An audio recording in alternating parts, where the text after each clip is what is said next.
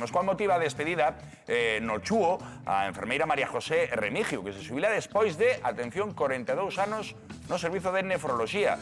E compañeiros, tamén os doentes, fixeronlle unha sentida homenaxe para agradecerlle tantos anos de dedicación. Moi boa tarde, María José. Hola, boas tardes. Parabéns, pero non estás xubilada, estás coa roupa de traballo. É que eu sempre iba así a traballar. Ah, claro, claro. Parabéns pola xubilación. Como viviches ese momento tan especial? Mira, foi un momento, a verdad, moi emotivo, porque todos os meus compañeiros fixeronme ali un pasillo de sorpresa, xente que xa estaba traballando noutros servicios, que xa nin siquiera está aquí, baixaron, pois a verdad foi unha cousa moi emotiva. María José, falas de teus compañeiros, pero apuntaba Juan que entre toda esa xente que se reuniu para homenaxearte tamén estaban moitos doentes e é que, pois precisamente pola especialidade a que te adicache tantísimos anos, hai moitas enfermidades crónicas, entendo que habería pacientes que eran prácticamente, pois non digo como da familia, pero case que sí, non? Que os trataches durante anos. Claro, mira, son casi como da familia, porque todos eles empezan sendo pacientes e terminan sendo amigos. Unha xente que lle das o teu móvil, que calquera cousa que necesiten, que sempre sepan que estamos aí ao seu lado. Porque con as enfermedades crónicas, pues bueno... Pero podían te chamar a ti personalmente, se se topaban mal? Sí. Eu sempre lle daba o meu móvil para o que necesitaran. Home, non a todos, porque non lle vas dar a 200. Pero os que pensas que máis o necesitan. Claro. E hai xente que o mellor empezou con 20 anos en diálisis e agora ten 40. Entón, claro, forman parte da tua vida.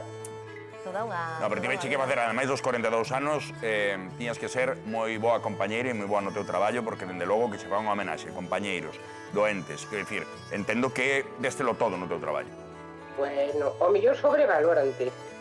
Non creo, non ten pinta, Aí vese que eres boa persona. Mira, eu tuve a suerte de estar sempre nun equipo maravilloso, tanto a nivel profesional como a nivel humano, donde todos estábamos moi unidos e sempre poñíamos en primeiro lugar o paciente.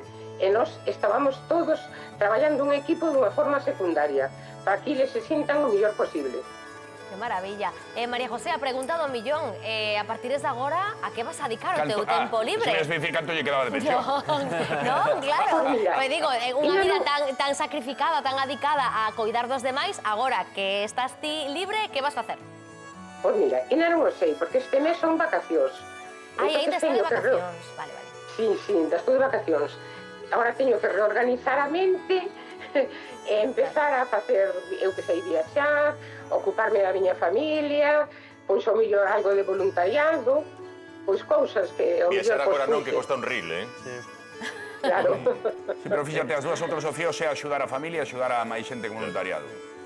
Nótase que É vocación. Que é vocación. É a vocación, e boa persona. Claro que sí. María José, parabéns e moitas grazas por compartirlo con nós. Muchísimas gracias a vos por entrevistarme. Gracias. Un aplauso para María José. Que sorte, Que sorte, logo dunha vida pois tan adicada a coidar dos demais, ese recoñecemento tan E aparte, cariñoso. eu digo sempre, nos hospitales, que é onde peor estás, onde estás ali que dis voume, non me vou, estou arranco, non arranco, que veña xente como ela, cunha sonrisa, que che veña a axudar e tal, é onde máis agradece, non? Que quere? Pa que tirou do cordel? Que quere usted? Temos os sanitarios que son Maravilloso que maravillosos. iso pase tamén, sabémolo agora porque está xubilada e falamos da súa vida, pero isto realmente é o día a día. A xente está, son mulleres, homes absolutamente entregados a súa vocación. Moi boa xente.